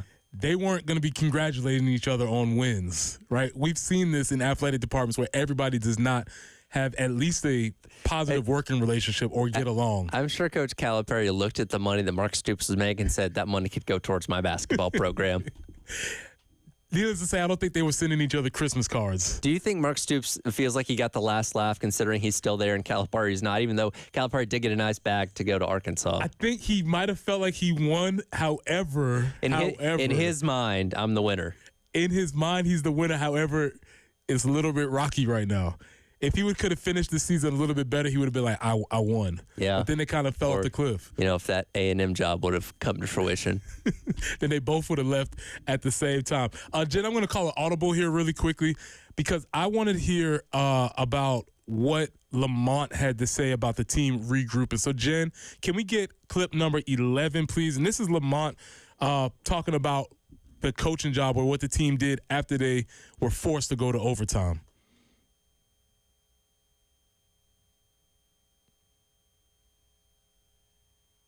No, it's hard. It's hard to do. In fact, I think if you're the team that is essentially deflated by the extra free time that you're going to play, I think it's hard. It's hard emotionally and mentally to gather yourself and get back in a place where you can then do all the things that you need to win in the next 5 minutes. You get, they call it in poker. They say, I forget what they call it once you're on tilt, right? You make get a couple of bad beats in poker, and then you start making wild decisions with the rest of the money you have, and next thing you know, you're out of money.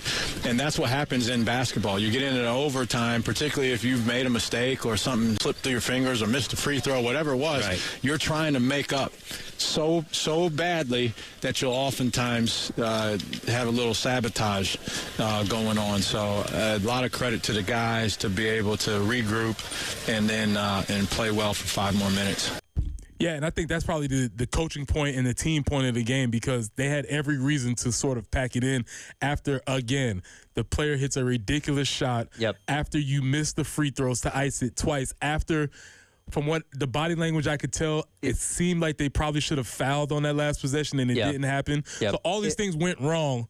And they still were able to get themselves together. Yeah, you had a crazy shot, a team that was swelling with momentum in Clemson. You were missing free throws down the line, down the stretch there in the second half. Your best player was going into overtime, already in foul trouble. So yeah, a lot of things you felt like were working against you. Where the pessimistic mindset, the SC PTSD as we like to call it, say, oh boy, here's where it unravels. After playing this great game and holding the lead for a lot of it, and withstanding Clemson's surge, you're going to fall apart in this extra 5 minutes, and they didn't do that, and they were able to hold on and withstand another crazy shot at the end of the game that almost, I went back and watched it, and it's tough when you get kind of the TV angle, it's very tough to see, but it didn't miss the basket by a whole lot, it looked like. It felt like it was on track. Felt like it was on track, and you're just watching it and those are the kind of things that feel like they take an hour to finally go in. You're like, oh my God, please just drop, and I guess it went to the left of the basket. Ended up being, for nothing, but man, made you sweat for a second. Put it like this. I would not have been surprised if it would have fell. The way that game was just the way it felt. Yeah.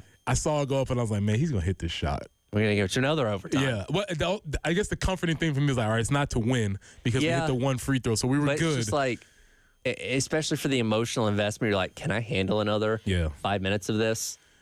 But that's why Lamont is a pro. That's why those players are growing up because I think most of us on the other side, once he hit that ridiculous shot, you would have crumbled. Yeah. Because you had the game so close in your hands, but they didn't. They got themselves together. They played another spot in overtime. Ends up winning, as you said. CMB ends up fouling out, but he does hit 2 major free throws during overtime. And they end up closing the game out at the free throw line, and that's something they're going to have to do as the season goes on. Also, did you ever think we'd get targeting in college basketball? He hit him. He did, and when you see it on the replay first, it doesn't look. He's like, oh, he bumped him and he flopped. Like, no, he actually turned the head in there and went head hunting. This is why flopping works. It does. Because if you don't flop on that, it doesn't get called. Yeah. And it should have got called because he headbutted him. No matter whether I fall down or whether I stand up or whether I do anything, you should get ejected for headbutting me. Yeah. But if I don't fall, it's not going to get called. Because when you see it at first, you're like, oh man, Usyk really sold this shoulder tap. But then you see, again, he turns his head. I don't know what his intent with that was, but yeah, he got a flagrant 2 and got ejected for it. What did you say to him? Oh, that's a good question. I didn't say anything to him. I was telling him how nice he looked today and hope he was having a great game and all that kind of stuff. But we know what happens. There's some trash talk going in there, and He said something that triggered him apparently, and boom, here comes the headbutt. Yeah, something had to happen with that. So great game. We'll come back. We'll talk about that at the end of the show. But while we have our number one foremost Atlanta Hawks correspondent in studio, we'd be remiss if we didn't take this opportunity to talk about Kirk Thuggins. He's not Kirk Thuggins anymore. When we come back, we'll talk about the Atlanta quarterback situation, and we'll get Tyler's opinion on that. This is the early game.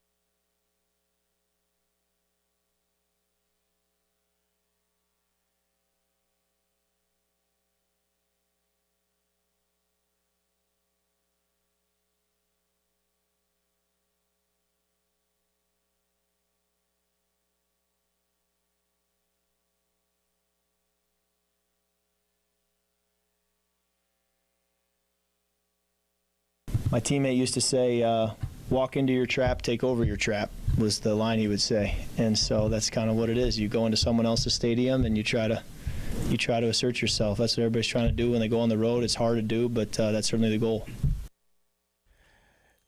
That was Kirk Thuggins, as he was known at the time. I believe he's reverted back to Kirk Cousins now. You only get nicknames when you play well. Yeah. Kirk Cousins is not warranted of being Kirk Thuggins anymore. It was a fun and cute story. Yes. Look at Kirk Cousins embracing Atlanta, and in that clip, he had the hoodie on, yes. had the beanie on, yes. probably had some lemon pepper wings waiting for him in the other room. Like, he was full on embracing Atlanta. Atlanta's no longer embracing Kirk Cousins. Well, it's because Kirk Cousins has not performed. He's not. Now, we've been talking about this as this was going on. I remember I asked you when this first was even coming down the pipeline, because this is part of this whole early game story.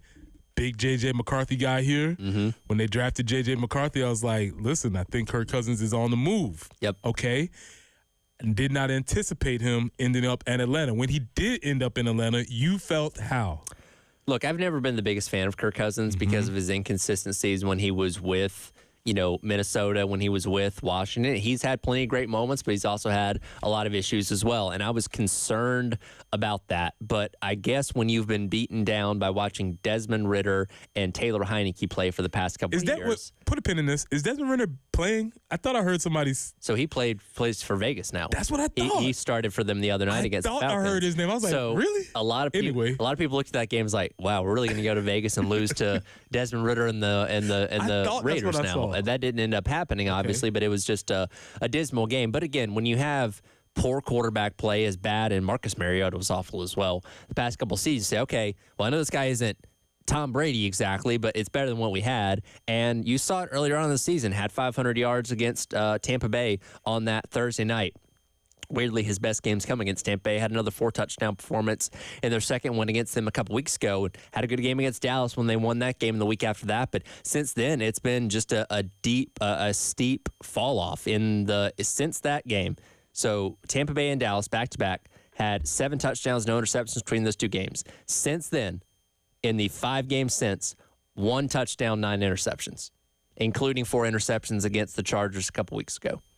Bad, ugly interceptions, by the way. 1 touchdown. 1 touchdown. 9 interceptions. 9 interceptions in the past 5 games. He threw, and that touchdown to Drake London the other night, he was wide open. It wasn't anything that was special or that Kirk Cousins was really doing. And what Monday night highlighted was their lack of confidence in him as a thrower. He only attempted 17 passes they had 24 first down plays in that game.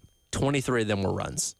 That tells me, and look, the run game was fine, but that tells me you don't have any faith in your quarterback if you're not willing to at least attempt throws on first down. But this whole conversation makes me wonder if NFL front offices are as smart as we give them credit. No, they're not. They're idiots a lot of the time. And Kirk Cousins is fine. I mean, he's a good quarterback. And I'll get to some numbers here which are extremely impressive, mainly the main one being his bank account. But 35 plus. Is he 38? So how old is he now? He is not young. 36. He's 36 years old. 36 years old, which is not young. I know we think that's young, but it's not young in football years, period. Well, not everybody's Tom Brady playing until they're 45. There's only one of them. Yeah. There's only one of them. It's only happened once. We saw what happened with the other guy who they thought was going to play at 40. He's been terrible also. Yeah. So this 36-year-old quarterback coming off an Achilles injury. Yes. The year previous. And as the front office, you say, here's $100 million guaranteed.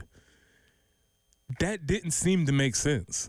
And then on top of that, you compound that with, we gave this guy $100 million guaranteed. And then, we're going to draft another quarterback in the first round. And in a weird way, drafting Michael Penix Jr. now looks like a smart decision because, again, now you're turning to him for this game, this upcoming weekend against the Giants, and seemingly the stretch run to try and hang on and win the division. But it came after paying Kirk Cousins all that money. So now you're going to have a quarterback that you're paying hundreds of millions of dollars to not play. which again, for this season, it makes sense, but I can only imagine the after effects of what it's going to mean for the next couple of years going forward, because you're going to have so much money tied up in him. And given the fact that he's very much damaged goods right now, nobody's going to want to take on that contract with the trade or something along those lines because they know what Kirk Cousins is now. I don't get into all of the cap hits and all that type of stuff, but just looking at numbers, he's $25 million on the cap now, and for the rest of these years, it's going to be $40, $57, and $57 million cap hit if they keep him on the roster. Huge. What are we doing? Yeah. That doesn't seem financially prudent to invest that amount of money in somebody who we had questions about. And the way it was set up, and again, when the Falcons drafted Michael Penix Jr. in the first round of the draft this year, it was met with a lot of surprise because, like, hey, you're tying up a lot of money in a quarterback and have a guy that I think was a 4-year deal and have a guy that you're not going to know anything about, assuming Kirk Cousins plays the entire time till the end of his rookie contract. Well, now you're obviously going to get to expedite that process with with Michael Penix Jr. getting to start this upcoming weekend. But now it's like, okay, well, now what do you do with Kirk Cousins? Can you move on from him? Can you cut him? Again, the money stuff, there's a lot of people that are better at that kind of stuff than me, but it's going to hurt your team no matter what, and that's going to limit you in what you can get free agency-wise, what you can do with other guys' contracts, because you had so much belief in Kirk Cousins, who, again, had shown he had started to falter, in the past couple of years in Minnesota, that now you see that you've paid for damaged goods. Well, to the point where Minnesota was seeing this number coming up, and Kirk Cousins has been a magician. Yeah. A magician of the salary cap. For everybody every NFL player who's against the franchise tag and doesn't like it because it restricts their earning potential, boy, let me show you Kirk Cousins, because I'm looking at these numbers. Now, career numbers, let's just go through this. Kirk Cousins on his career is 83-74-2. 83-74-2, which is slightly better than 500. Yep. Slightly better than average. He has a career 1 playoff victory. That's right. 1. But those numbers are not as impressive as the $321 million that he has commanded in salary as an extremely average quarterback. Yeah. No, only because playing quarterback is very hard, and we can't find anybody else to do it. Yeah, look, we can see right now there are not 32 competent quarterbacks in the NFL right now. In fact, there have not been 32 competent quarterbacks in the NFL for a very long time. So guys can get paid probably more than they're worth a lot of the times, just because they are at least average compared to what teams like the Falcons have dealt with the past couple of years. And one thing that really stuck out to me, Raheem Morris, head coach for the Falcons, said after the game on Monday, where he's been pretty, headstrong these past couple of weeks, saying after every game, hey, we're committed to Kirk Cousins. He's our guy. He's our guy. He's our guy. And he said after Monday's game, we're going to evaluate things. But he also said Kirk Cousins has lost a little bit of confidence, which that to me is the death nail. You're dealing with injuries. You're 36 years old. You lose your confidence as a quarterback, you're done, in my opinion. There's no coming back from that. Yeah.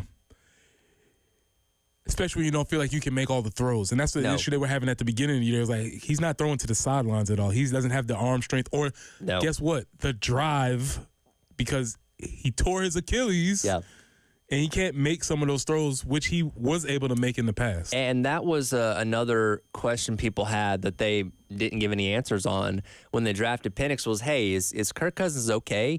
Is he actually 100%? Because why did you make this move if he wasn't? You saw that very early on, that first game against the Steelers in week number 1, never took a snap from under center. Like, Kirk Cousins is a play-action pass type of quarterback, and he lined up in the pistol the entire game. That's when the red flag started going off, like, wait a minute, what's happening here? Obviously had some very good games since then that kind of calmed the nerves a little bit, but now he's gotten back to being a problem, and obviously you've now, put him on the bench, at least for this weekend, and I assume for the rest of the season, and unless Penix just goes out there and looks absolutely awful. So as somebody who follows the team and is familiar with the feelings of the fan base, what is the general consensus? I don't want to say excitement, because the excitement's been gone for a long time, but optimism that Penix is going to give you something different. Because again, looking these past couple weeks, you knew Kirk Cousins was not going to suddenly flip a switch and become great all of a sudden. And again, this is a very obtainable division in the South this year that you're fighting with Tampa Bay, who they do own the tiebreaker with.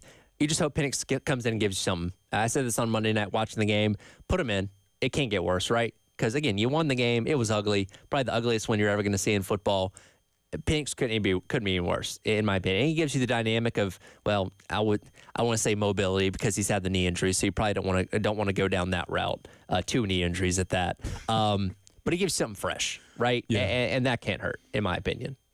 I'm curious to see that. This is something I'll pay attention to now, even though I sort of lost interest in the Kirk Cousins story when he started throwing all the interceptions.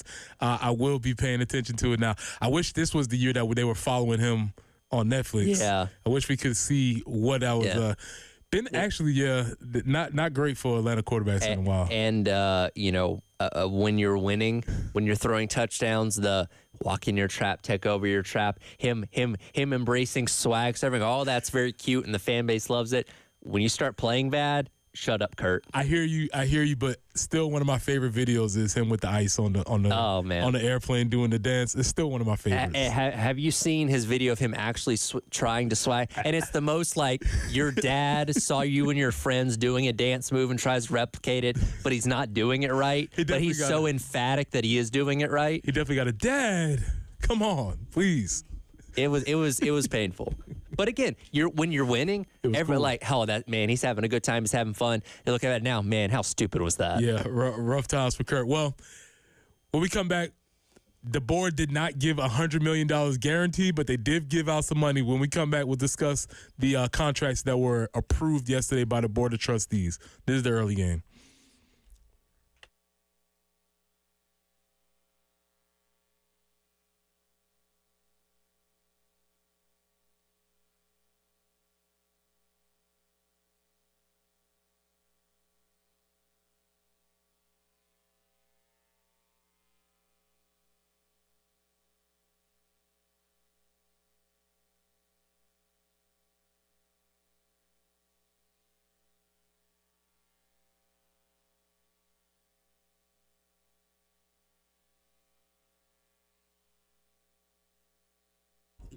Presser here for our good folks at QC Kinetics. Listen, do you want to go into the new year the same as you went into the old year with achy joints, struggling to walk, not being able to do the things that bring you joy in your life? Well, call QC Kinetics now for lasting relief.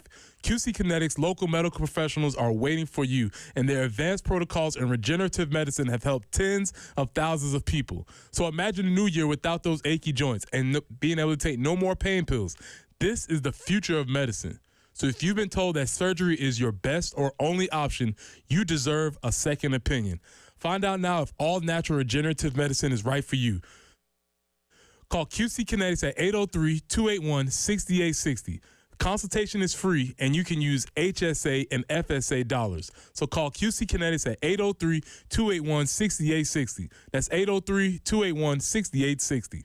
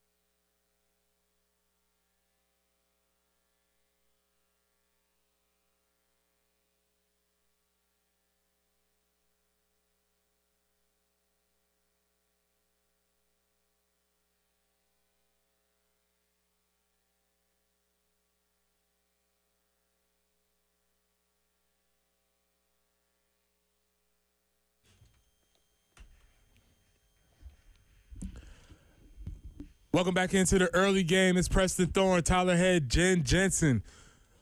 Talking money, talking contracts, talking the board of trustees approving everyone, I guess. We're here. So I have a question. When all the coaches go out together, who pays? Well, that's interesting you say that. I feel like credit card roulette. Maybe you do a little credit card roulette. Maybe you do that. Maybe everybody just looks to the boss and like, hey, take care of this, because last I checked, 6 is still bigger than 2. That's true. Last I checked, but, you know, my math could be off on that. But some of the younger guys might be, they might be like, hey. I was going to say, let's take Beamer out of this. Let's take Clayton White out of this. Let's just say it's all the, defensive or offensive assistants, right? Where they're all kind of in that same 6-figure category. Does everybody say, hey, Coach Furry, you just got that nice little bump. Why don't you take care of this one? You know, that's when Sterling Lucas, you're doing pretty well over there, man. Why don't you get this one?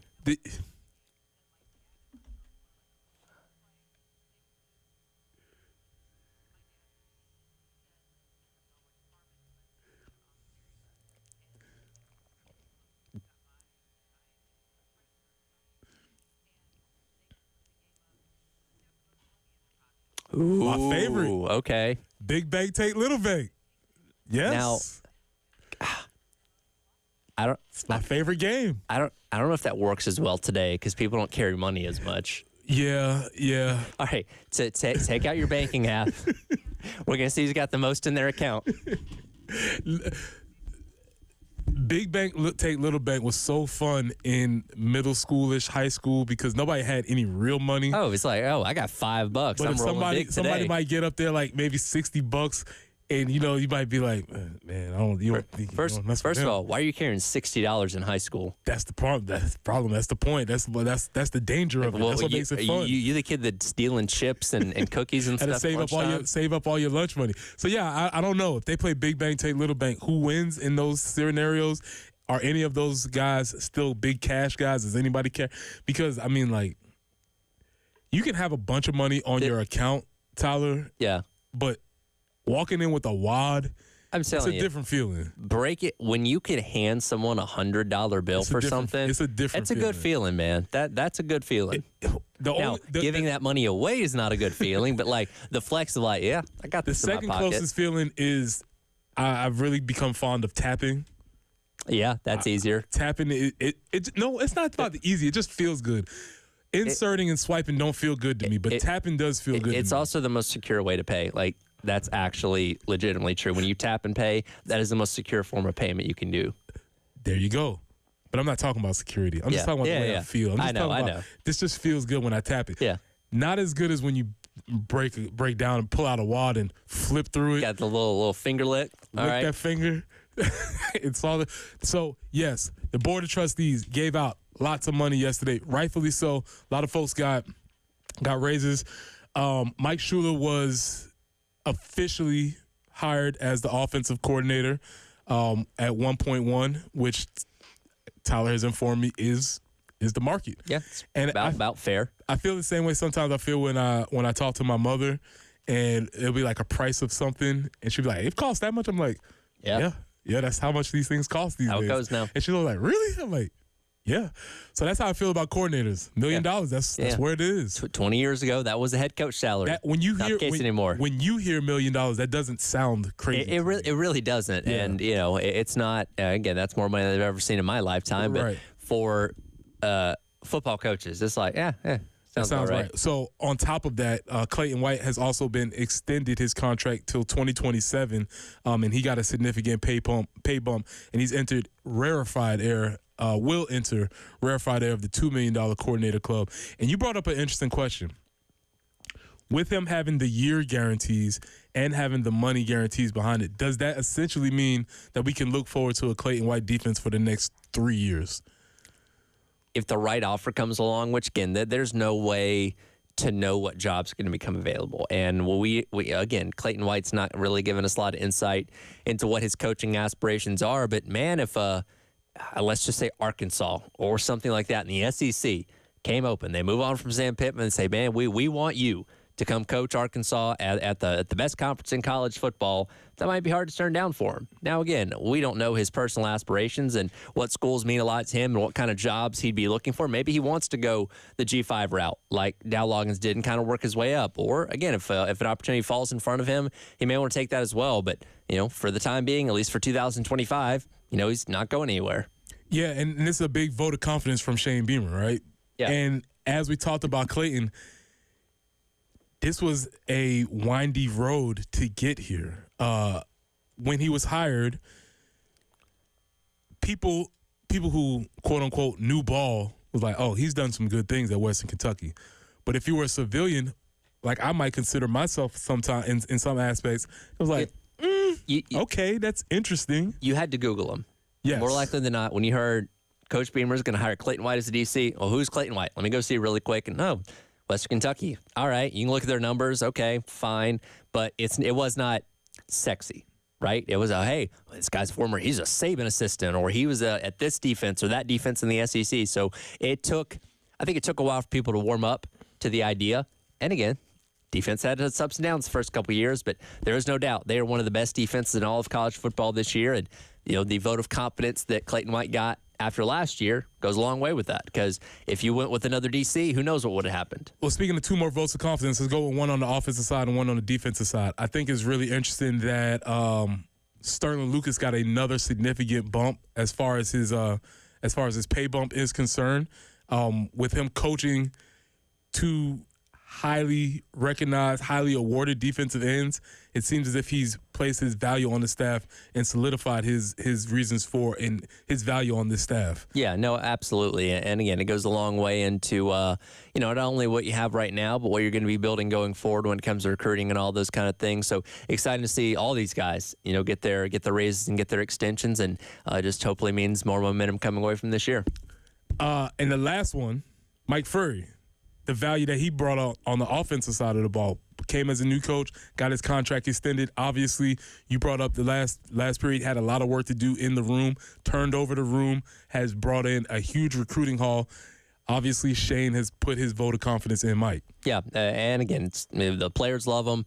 Again, he's got the appeal of a guy that played at the highest level in the NFL that is very attractive. They just pulled in a ton of wide receivers in this past class, so things going very well for the wide receiver room. We saw guys like Carver coming along better as the season went along. Again, the wide receiver room wasn't exactly where you wanted it to be this year, but there were signs of optimism that you hope can carry over to next season as well. And Mike Furry's a big reason for that. Now, last but not least, Mike Shula will be having a press conference today. Yes, I believe 1 o'clock. Kind of like Beamer normally does, but I'm sure Beamer will introduce him and all that kind of stuff. I don't think he's going to go scorched earth like he did against everybody with the backlash of the Dow Loggins hire 2 years ago. So this should be a little bit more tame, but it'll be good to hear from Coach Shula. I guess when he was with the Panthers was maybe the last time he had a formal press conference, which has been a couple years.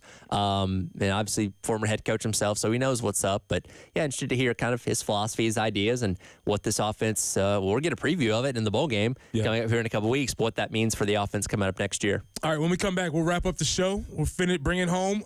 Any more hot take, Pop-Tarts takes that you want to send in, please send them. My mind has already been blown, so I'm looking forward to seeing what we got to say. Ooh, nice. This is the early game.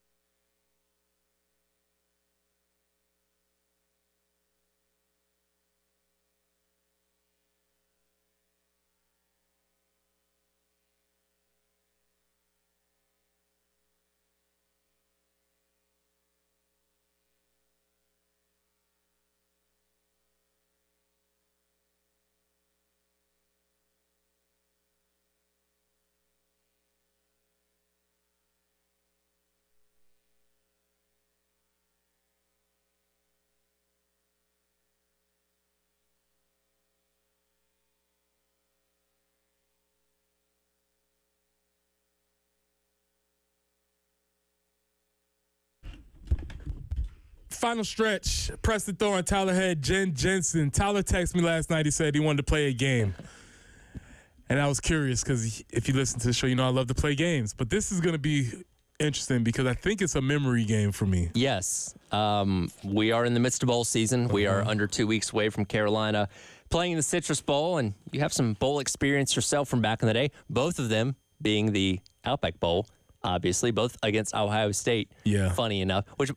What was the reception of playing them 2 years in a row, by the way? The second year was kind of you want something different, something more unique. Wanted to see something a little bit different. Same venue, same team. I will say the second year going back to Tampa, let's go. Yeah, now. Because we were very familiar with the city at that moment. Okay. Well, what's the fun thing to do in Tampa? Anything you can talk about? No. But I'll just say we were familiar with the city. How much Outback did you eat? A lot, all the time. What was your go-to? They kind of would do the prepared meals. Okay. You could either get like a filet or the what's the special chicken that they have with the barbecue sauce you know that. I know what you're talking about. You know what I'm talking about. I can't remember the name of it. Alice Springs chicken. Yeah. So they would have the Alice Springs chicken, and you would end up just sort of rotate. And what they had was a really cool like hospitality room. Okay. You could walk in there, and they would just have a lot. Yes, just whenever you wanted. Kinda. Hey, feel like a blooming onion. Sorta. Let's go. Sorta. Yeah. That sounds pretty nice. Yeah. Imagine ReliaQuest is probably not putting out that same kind of spread in Tampa anymore. No, I don't think so. All right, so what's the game? All right, so just gonna a couple of trivia things from this game. See how well you remember what exactly happened in Tampa over the course of those 2 years. I'll go more the second game because I know you're a redshirt in your number one in the 2001 Outback Bowl. And I refer to these games by the years they were played. So it was January 1, 2001, and the second was January 1 of 2002. So first of all, do you remember the scores of both games? No. No? I do remember maybe the second game, 24-17. Close. Game number 1, 24-7. Pretty easy routine win. Game number 2, 31-28. Yes, 31-28. 31-28. It got interesting towards the end. For the 2002 game, what key defensive player missed the game with an injury? Kalimba Edwards. Kalimba Edwards, yeah. That was the first opt-out of maybe in bowl history, I believe. Now, I went back and watched a good portion of the 2002 game. They didn't specify what the injury was. Do you have any insight on what exactly he was dealing with going into this game? The injury was that Kalimba wanted to get prepared for the NFL. The original opt-out? He was a situation he wanted to get prepared for the NFL. He wanted to travel with the team, but it was a situation where he was this close to getting money, and Lewis did not see that fit. Can you name, without Kalimba Edwards, the defensive starters for the 2002 Outback Bowl? Now, this is in a 3-3-5 defense. Okay, let's see how good you can do. All right, we're going to have Dennis Quinn. Yep. Langston Moore. Yep. George Goss. Not at edge. Not at edge. Kenny Harney. No. Dang. One more edge here. One more edge. You got 2 of the 3. Blank. John Stamper. I thought Stamper was 01. Okay, Stamp. Yeah, Stamp was great. Number 91, my guy. Let's move to linebackers. 3 of them. Okay, Kenny Harney. Yes. Jermaine Lemon. Yes. And George Goss. Yes, correct. George Goss was a freshman that year, and he came in. He was supposed to be the next Kalimba Edwards. George was awesome. All right, 5 DBs. Okay, we got Sheldon Brown. Yes. Andre Goodman. Yes. DeAndre Island playing free safety. No. Not DeAndre. Antoine Naismith playing free safety. Correct. Rashad Faison playing spur. Yep. Willie Alford playing the other spur. Nailed it. There we go. There's your starting 9 for the. They're my guys. There's your starting unit for the defense. All right, I feel a little bit better 11. now. Shout out to all of those fellas. All right, see, you're remembering more than more than you thought. Mm-hmm. Who coached Ohio State in the 2001 game? John Cooper. His final game as Ohio State head coach was fired after that. The very difficult part about that is we beat them in 2001, and then in 2002, they went to the national championship. Yeah, well, it was the 2001 season. Yes. Because that was Jim Tressel. The next year, yes. In his first year. Y'all beat him in his first year at Ohio State. Right. And then next year, they played that controversial game against Ohio State. That's right. Okay. All right. Yeah. Okay. See, you're doing pretty good. Better than I thought. Okay. So in the 2002 game, Carolina got up 28-0 at one point in time. Do you know who scored the touchdown to make it 28-0? Sheldon Brown? No. Andrew Pennick, 10-yard rush. Okay. Was it out of the T formation? That I cannot tell you.